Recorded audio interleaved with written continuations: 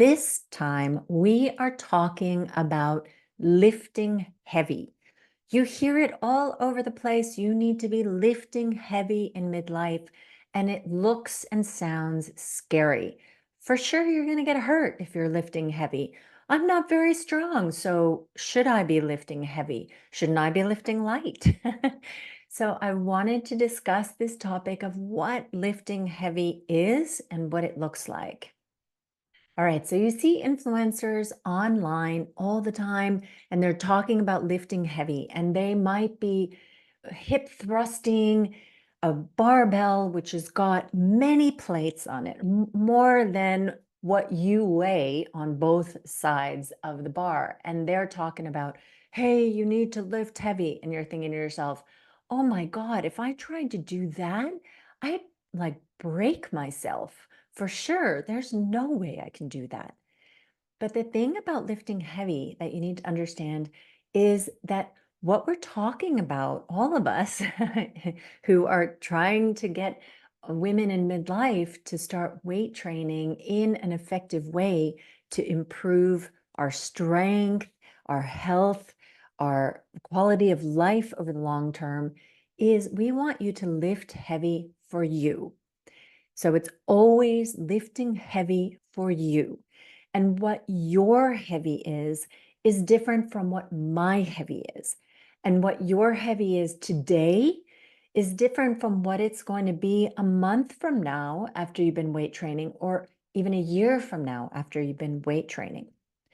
So don't let the fact that somebody else is lifting these huge amount of weights scare you into thinking that's what it means to be lifting heavy, because that is not, I mean, that's heavy for them. And so the comparison game is really, I think, a problem when we're talking about lifting heavy, because you really can't compare where you are to where somebody else is because of things like genetics. Some people are just stronger. Some people have genetics which allows their muscles to show better, and they're further along their journey.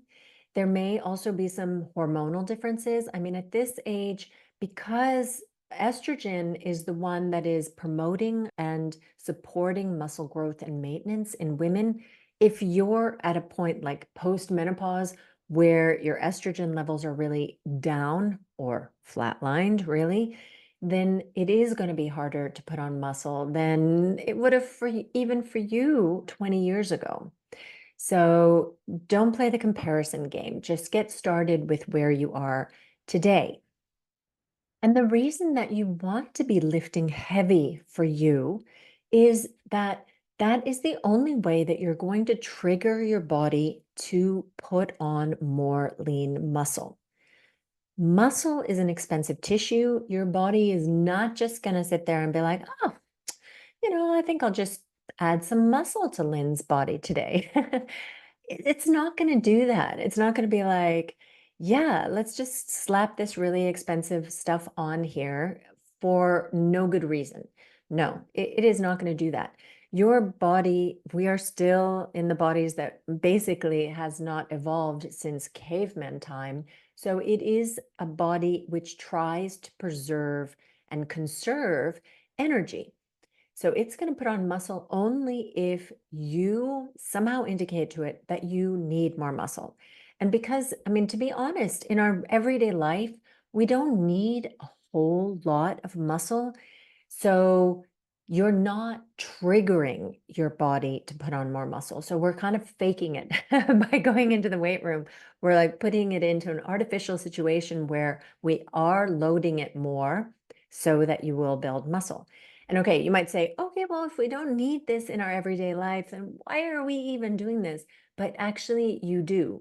The thing is that when you're just walking around every day, you don't necessarily need the extra muscle, but then when you pick up your groceries, you do. Or when you need to move your suitcase or put something in the overhead compartment, or you're gardening and you're picking up a heavy bag of dirt. And I'll just give myself as an example that when I started lifting, I had been going to body pump classes, I've talked about this before, and I was doing bicep curls with 5 kilos. And that was as heavy as I could do. And when I started to consistently train, and as that 5 kilos, I could do it 10 times. Then I moved up to doing 6 kilos. And when I could do that 10 times, I moved up to doing 7 kilos. So I'm constantly choosing some weight that is heavy for me. And as that heavy for me weight became okay to do, like I won't say easy, it's not like lifting pencils or something, but when that weight started to not be hard and feel really heavy, then I would increase my weight. And I was quite quickly able to increase my strength and start showing some arm muscles, even post menopause, when I was constantly challenging myself a little bit more and a little bit more and a little bit more.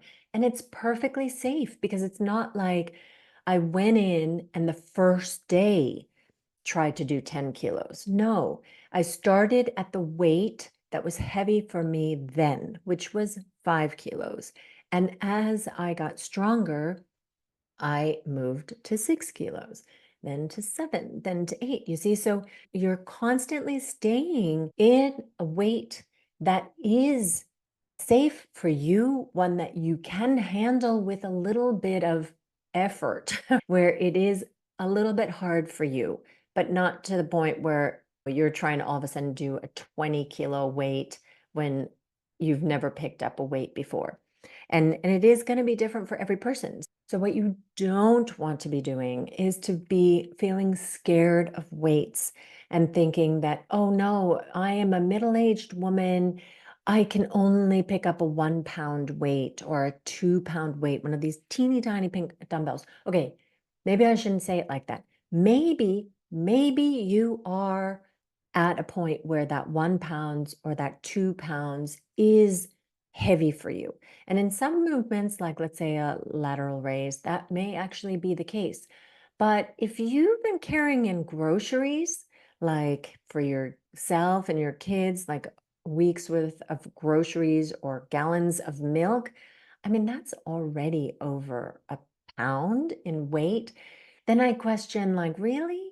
And if you think about if you're a little bit younger, like in your 30s, maybe you have a child that you still pick up. Or maybe if you're already a little bit older, maybe you have a grandchild that you pick up. And that probably weighs more than a pound. So don't kind of underestimate yourself too much.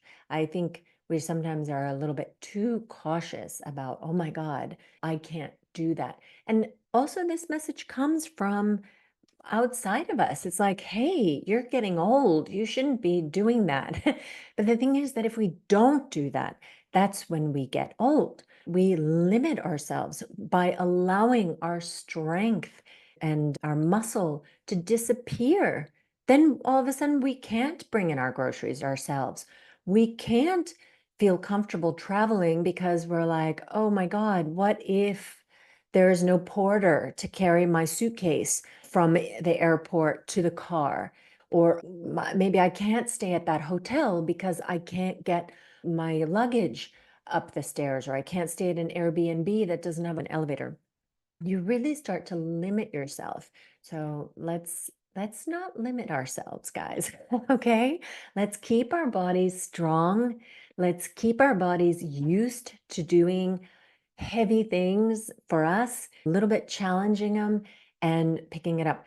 I hope this clarified the lifting heavy bit. So it really is not about that you need to go out there and suddenly be able to hip thrust 200 pounds just because some influencer is there and lifting that much and hip thrusting that much, that may be heavy for them. They've probably been lifting for 2, 3 years and really working on their hip thrust and really working on their glute muscles. So they're able to do that. And please don't look at the weights that I'm lifting and think that you need to be lifting that. I sometimes get people who ask, like, how much are you shoulder pressing, or how much are you curling, or whatever.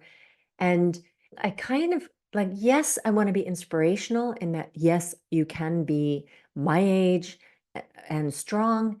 But at the same time, I don't want you to feel like you need to, on day one, be lifting the kinds of weights that I'm lifting. You lift what is heavy for you. And that may be a 2 pound weight, it may be a 5 pound weight. And then you just start to get stronger and stronger over time and lift more and more. And you will feel, hopefully, as excited about that as I do, and as so many of my clients do, as they notice themselves getting stronger and just life getting easier. Now, if you want to understand how this works from like a muscle point of view, I have an episode number 49, which is an episode on why you need to lift heavy, a quick lesson in muscle biology. So check that one out if you're interested in hearing a little bit more about how lifting heavy actually affects you on a muscle fiber point of view. And then I also did an episode number 57, which is about why the cardio with weights, which is what a lot of gyms offer, why the cardio with weights is not the same thing as strength training and why it's not going to give you the same results. So check that one out if you are doing the cardio with weights and you're thinking, what could I do better? Could weight training offer me more? So check that one out too.